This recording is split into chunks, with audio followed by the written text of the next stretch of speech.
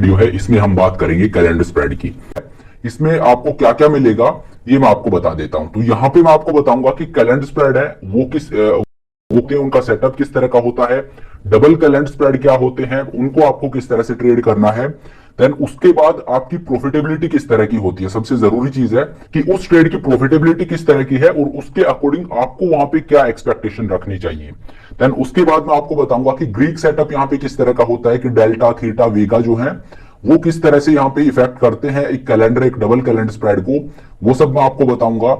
और उसके बाद मैं आपको बताऊंगा कि जो कैलेंडर स्प्रेड है इनको वोलेटिलिटी स्प्रेड्स भी बोला जाता है। तो वोलेटिलिटी स्प्रेड इनको क्यों बोला जाता है, वोलेटिलिटी ट्रेडिंग क्या होती है और वोलेटिलिटी क्यों एक कैलेंडर स्प्रेड के लिए इतनी ज्यादा जरूरी होती है, ये मैं आपको बताऊंगा। देन उसके बाद कुछ एडवांस कॉन्सेप्ट है कैलेंडर स्प्रेड के, वो मैं आपके साथ शेयर करूंगा जो आपके अंडरस्टैंडिंग के लिए जरूरी है। और उसके बाद मैं आपको बताऊंगा सेटअप गाइडलाइंस की, अगर आप एक कैलेंडर स्प्रेड को ट्रेड करते हो तो आपकी जो सेटअप गाइडलाइंस है वो क्या होनी चाहिए, कितना डेल्टा आपको चूज करना है, स्प्रेड की विड्थ होनी चाहिए, ये सब मैं आपको बताऊंगा। देन उसके बाद मैं आपको बताऊंगा कि डिफरेंट कैलेंडर मंथली हो गया, मंथली हो गया, तो इनमें आप किस तरह के एडजस्टमेंट कर सकते हो, कैसे इनको मैनेज कर सकते हो अगर मार्केट आपकी प्रॉफिटेबल रेंज को तोड़ता है तो मैंने कोशिश की है कि ये 8 घंटे के अंदर और कैलेंडर स्प्रेड के ऊपर मैं कुछ भी ना छोड़ूं, मेरी जितनी भी नॉलेज है वो सारी मैंने यहाँ पे पोर इन करने की कोशिश की। देखिए ये मैं आपको ऑप्शा की स्क्रीन के ऊपर ले आया हूं और अभी मार्केट कहां पे ट्रेड कर रहा है, 19300 है, ये एट द मनी का लेवल है निफ्टी के लिए।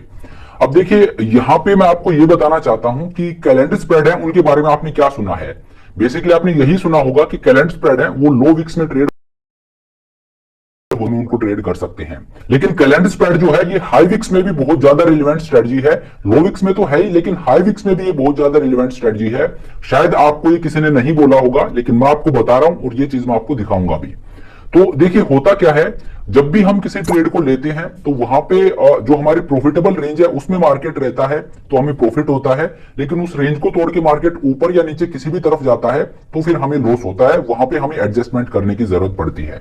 अब एडजस्टमेंट की जब बात आती है तो बेसिकली जो ज्यादातर ट्रेडर होते हैं वो एडजस्टमेंट का मतलब एक ही समझते हैं कि अगर मार्केट मेरी प्रॉफिटेबल रेंज को तोड़ रहा है तो मुझे एडजस्टमेंट करना पड़ेगा। वो एडजस्टमेंट की जरूरत तभी फील करते हैं जब मार्केट में एक बड़ा मूव आए। लेकिन देखिए एक और एडजस्टमेंट होता है, एक और मार्केट में खतरा होता है जो ऑप्शन सेलर के लिए बहुत बड़ा खतरा होता है।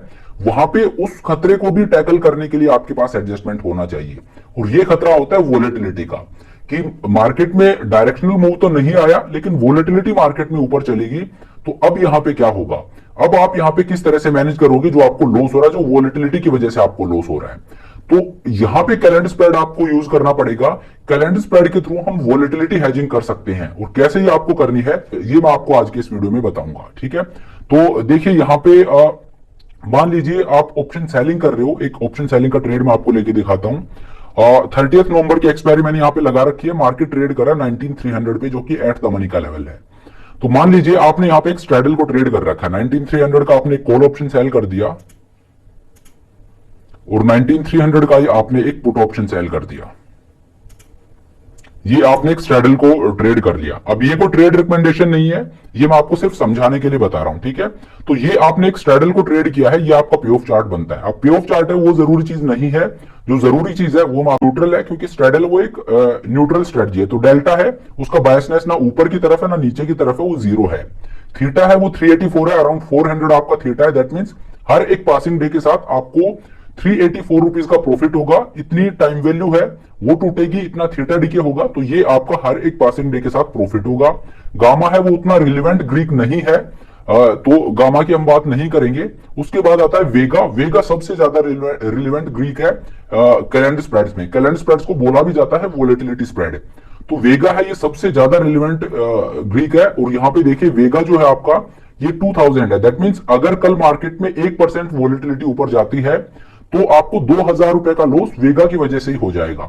मार्केट में कुछ भी नहीं होता है, मार्केट जहां पे है यहीं पे रहता है, लेकिन वोलेटिलिटी अगर 1% ऊपर जाती है तो आपको 2000 रुपए का लॉस होगा। और मान लीजिए मार्केट में कल कुछ भी नहीं होता है और वोलेटिलिटी है वो 10% ऊपर चली जाती है, तो सिर्फ आपको वोलेटिलिटी की वजह से और इस ट्रेड में 20,000 रुपए का लॉस हो जाएगा। तो कोई ऐसी चीज जो आपको अकेले अपने दम पे और इतना बड़ा लॉस दे सकती है, उस चीज का एडजस्टमेंट आपको आना जरूरी है। कि मतलब एक तो ये हो गया, देखिए ये मेरा पे ऑफ चार्ट है, यहाँ पे देखिए ये मेरी प्रॉफिटेबल रेंज है। मेरा अपर ब्रेक इवन है वो कहां पे 19,700 पे। अगर मार्केट 19,700 को तोड़ के ऊपर जाता है तो मुझे एडजस्टमेंट करना पड़ेगा, और नीचे का ब्रेक इवन है 18,900 पे। अगर 18,900 को तोड़ के नीचे जाता है तो भी मुझे एडजस्टमेंट करना पड़ेगा। अब ज्यादातर ट्रेडर ये समझते हैं कि इसके बीच में अगर मार्केट रहता है तो एडजस्टमेंट करने की कोई जरूरत है नहीं, क्योंकि मार्केट मेरी प्रॉफिटेबल रेंज में है। लेकिन जैसा कि मैंने आपको बताया, ऐसा कोई सिनेरियो होता है कि कल मार्केट में मान लीजिए 10% ऊपर रहता है विक्स और मार्केट स्टिल 19,300 पे ट्रेड कर रहा है, तो वहां पे आपका जो लॉस है वो 20,000 रुपए का होगा, जबकि मार्केट आपकी प्रॉफिटेबल रेंज के अंदर ही है। ठीक है, तो इस वजह से वोलेटिलिटी हैजिंग बहुत ज्यादा जरूरी हो जाती है। अब आपके दिमाग में सवाल आ रहा होगा कि ऐसा कैसे हो सकता है कि मार्केट जहां पे है वहीं पे रहे और मार्केट में वोलेटिलिटी है वो ऊपर चली जाए।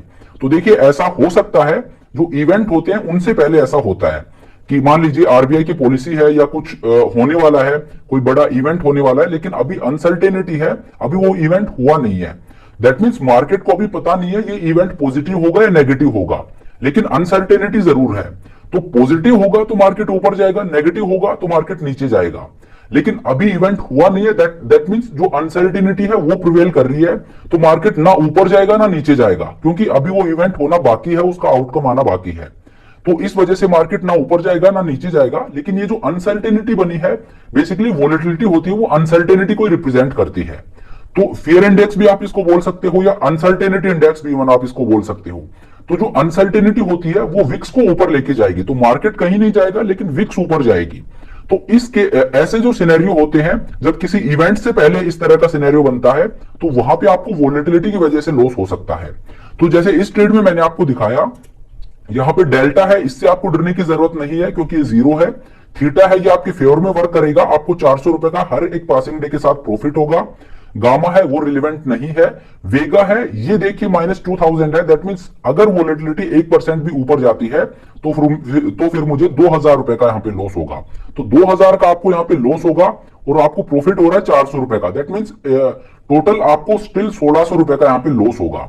तो यहां पे अब आप वोलेटिलिटी हेजिंग किस तरह से कर सकते हो, अब ये तो मैंने आपको स्ट्रेडल का एग्जांपल लेके दिखा दिया है, ये आप ओवरऑल अपने ऑप्शन पोर्टफोलियो के लिए भी कर सकते हो कि आपने डिफरेंट ट्रेड ले रखी, आप ऑप्शन सेलिंग करते हो और फिर आपने देखा कि मेरा जो टोटल पोर्टफोलियो है उसका जो वेगा टिल्ट है वो काफी ज्यादा नेगेटिव हो गया है। तो वहां पे आपको वोलेटिलिटी हेजिंग करनी है अपने पूरे पोर्टफोलियो के लिए, तो वो आप कर सकते हो कैलेंडर स्प्रेड के थ्रू। तो अब आप समझिए कैलेंडर स्प्रेड कितनी यूजफुल स्ट्रेटजी है। लोविक्स में तो है ही, लोविक्स में आप इसको स्टैंड अलोन ट्रेड के रूप में यूज कर सकते हो, लेकिन जब मार्केट में हाई विक्स होती है वहां पे भी काम की स्ट्रेटजी है, क्योंकि वहां पे मैं इसको एज ए एडजस्टमेंट यूज करूंगा, वोलेटिलिटी एडजस्टमेंट वहां पे मैं करूंगा। तो इस ट्रेड में मैं आपको दिखाता हूं कैलेंडर स्प्रेड को ट्रेड करके। बेसिकली ये मेरा ट्रेड है और ये मैंने आपको ग्रीक सेटअप दिखा दिया, इसको आप याद रखिए। तो चलिए अब मैं आपको दिखाता हूं कि आप यहाँ पे वोलेटिलिटी हेजिंग किस तरह से कर सकते हो। तो 19,300 का मैंने ट्रेड लिया है, तो अब मैं क्या करूंगा, करंट वीक में जाऊंगा, दैट इज 9 नवंबर, और वहां पे क्या करूंगा, जहां मार्केट ट्रेड, जहां का मैंने स्ट्रेडल ट्रेड किया इससे 100 पॉइंट नीचे आके और 19,200 का मैं ले, अब जैसे मैंने 19,200 का पुट ऑप्शन ले रहा हूं, आप चाहो तो कॉल ऑप्शन भी ले सकते हो, और मैं 19,200 पे आया हूं, आप चाहो तो 100 पॉइंट ऊपर भी जा सकते हो। तो इस चीज से आप कंफ्यूज मत होना, मैं आपको बस इफेक्ट दिखाना चाहता हूं कि कैलेंडर स्प्रेड के थ्रू आप वोलेटिलिटी हेजिंग किस तरह से कर सकते हो। तो 19,200 है, इसका एक पुट ऑप्शन मैं यहां पे सेल कर देता हूं। करंट वीक में, जो करंट वीक है उसका मैंने पुट ऑप्शन सेल कर दिया, और उसके बाद मैं क्या करूंगा, 30 नवंबर पे जाऊंगा और सेम स्ट्राइक प्राइस को बाई कर लूंगा। मैं ये अज्यूम करके चल रहा हूं कि आपको बेसिक सेटअप पता होगा एक कैलेंडर स्प्रेड का। तो 19,200 का ये पुट ऑप्शन है, मैंने बाई कर लिया। तो मैंने ये ऑप्शन सेल करके फिर बाई किया है, इसके पीछे का लॉजिक आप समझ रहे होंगे, ये मैं अज्यूम कर रहा हूं, क्योंकि कैलेंडर स्प्रेड में यही होता है, जो नियर एक्सपायरी होती है उसका ऑप्शन सेल करते हैं, जो फर्दर एक्सपायरी होती है उसका ऑप्शन हम बाई करते हैं। ठीक है, तो ये मैंने कैलेंडर स्प्रेड को यहां पे लगा दिया है। प्योर चार्ट थोड़ा सा मैसअप हो जाता है जब डिफरेंट एक्सपायरीज इन्वॉल्व होती हैं, तो लेकिन वो ये आज का टॉपिक नहीं है। जो चीज मैं आपको समझाना चाहता हूं वो आप देखिए। तो मैंने क्या किया है, ये मेरा ओरिजिनल ट्रेड था, उसके नीचे मैंने एक कैलेंडर स्प्रेड को लगा दिया है 19,200 पे। ठीक है, अब आप देखिए यहां पे क्या हुआ है। अब देखिए गामा और डेल्टा का तो मैंने बोला था छोड़ दीजिए, इट इज स्टिल जीरो, और ये है, ये अभी गामा जो होता है ये लास्ट वीक में जब जाते हैं वहां पे ये एकदम से बढ़ता है, उससे पहले इसको आपको बहुत ज्यादा तवज्जो देने की जरूरत नहीं है। डेल्टा है वो जीरो है, पहले भी जीरो था, अब भी देखिए वो जीरो ही है, ये 2-4 के आसपास में रहता है तो भी कोई दिक्कत नहीं है। अब यहाँ पे आप देखिए आपका वेगा जो पहले -2000 था, अब उसको आपने कम कर दिया है 600 रुपए से, अभी -1400 है। ठीक है, तो आपने जैसे कैलेंडर स्प्रेड को लगाया, आपका वेगा है वो कम हो गया, वो अब 1400 पे आ गया है। ठीक है, तो पूरी तरह से नहीं हटा, अभी भी आपको अगर कल मार्केट में 1% वोलेटिलिटी ऊपर जाती है तो आपको स्टिल वेगा की वजह से 1400 रुपए का लॉस होगा। ठीक है, तो पूरी तरह से नहीं हटा है, लेकिन आपने थोड़ा सा कम किया है, जो पहले 2000 का लॉस था अब वो 1400 रुपए का लॉस होगा वोलेटिलिटी की वजह से। दूसरी बात यहाँ पे क्या है, थीटा को आप देखिए, पहले आपका थीटा था वो 400 के आसपास था, अब ये 650 का है। मतलब पहले आपको हर एक पासिंग डे के साथ 400 रुपीज का प्रॉफिट हो रहा था, अब आपको ये प्रॉफिट 650 रुपीज का होगा। ठीक है, तो थीटा है इसमें आपका प्रॉफिट है, ये ऊपर गया है। तो कैलेंडर स्प्रेड की ब्यूटी यही है कि जब आप कैलेंडर स्प्रेड के थ्रू यहाँ पे हेजिंग कर रहे हो तो आपको क्या बेनिफिट मिल रहा है कि जो वेगा था, जो आपका मेन पर्पस था, जो आपको वेगा रिस्क कम करना था, वो तो यहाँ पे कम हो ही रहा है, लेकिन उसके बदले आपको कोई कॉस्ट पे नहीं करनी है, ना प्रीमियम पे सेक्रीफाइस करना है, ना कुछ और। क्योंकि नॉर्मली यही होता है कि जब हम एक तरफ एडजस्टमेंट करते हैं तो दूसरी तरफ की रेंज है उस पर सेक्रीफाइस करना होता है, या प्रॉफिट पे सेक्रीफाइस करना होता है, या प्रीमियम पे सेक्रीफाइस करना होता है। लेकिन यहां पे आपको किसी चीज पे कोई सेक्रीफाइस नहीं करना है, ऑन द कॉन्ट्रेरी आपका यहां पे भी प्रॉफिट बढ़ रहा है। थीटा है ये भी आपका ऊपर जा रहा है, क्योंकि जो थीटा होता है वो एक कैलेंडर स्प्रेड में पॉजिटिव होता है। तो वेगा हेजिंग तो हो ही रही है, साथ में आपका जो थीटा है ये भी आपका बढ़ रहा है, ये भी पॉजिटिवली आपके लिए वर्क कर रहा है। तो पहले जो मेरा प्रॉफिट 400 रुपए का था, अब वो 650 रुपए का है, और मेरा जो वेगा की वजह से लॉस पहले 2000 का था, अब वो 1400 रुपए का है। अब आपको ये और कम करना है, क्योंकि 1400 भी अगर आपको ज्यादा लग रहा है तो व्हाट विल यू डू, ये जो लोट साइज है इसको आप एक एक और बढ़ा दीजिए। 2 लोट आपने सेल कर दिए हैं नवंबर की एक्सपायरी के, और 2 लोट आपने बाई कर लिए हैं मंथ एंड एक्सपायरी के। ठीक है, तो जो कैलेंडर स्प्रेड है उसके मैंने 2-2 लोट ट्रेड किए हैं। अब आप यहां पे देखिए, मेरा जो वेगा इनिशियली 2000 नेगेटिव था, अब वो कितना हो गया, -891, 900 रुपए अब ये नेगेटिव है। मतलब अब अगर वोलेटिलिटी 1% ऊपर जाती है तो वेगा की वजह से मुझे 900 रुपए का लॉस होगा। ठीक है, लेकिन अब आप थीटा को देखिए, अब थीटा आपका 932 है। मतलब अगर वोलेटिलिटी 1% ऊपर गई तो 900 रुपए आपको वेगा की वजह से लॉस होगा, लेकिन थीटा की वजह से वही 900 रुपए का आपको प्रॉफिट हो जाएगा। तो इस तरह से आप वेगा हेजिंग कर सकते हो। जब आप कैलेंडर स्प्रेड के थ्रू वेगा हेजिंग करते हो तो आपको डबल बेनिफिट होते हैं। एक तो वोलेटिलिटी जो है आपके अगेंस्ट जो टिल्ट हो रखी है नेगेटिवली, वो कम होती चली जाती है, और दूसरा जो आपका थीटा है वो बढ़ता चला जाता है, थीटा डीके है वो आपको ज्यादा मिलता है। तो इस वजह से जो थीटा है ये भी कंपनसेट करता है आपके लॉस के लिए, जो आपको वोलेटिलिटी की वजह से हो सकता है। तो इस तरह से ये चीज बेसिकली मैंने, ये कॉन्सेप्ट था जो मैंने समझाया था कल के वेबिनार में, कि कैसे आप वोलेटिलिटी हेजिंग कर सकते हो कैलेंडर स्प्रेड के थ्रू। और कैलेंडर स्प्रेड है, इसमें बेसिकली लोग बोलते हैं कि ये लो विक्स में लोग ट्रेड करते हैं, वो बात ठीक है, वो गलत नहीं है, लो विक्स के लिए बहुत एप्ट स्ट्रेटजी है। लेकिन हाई विक्स में भी ये इरिलीवेंट नहीं है।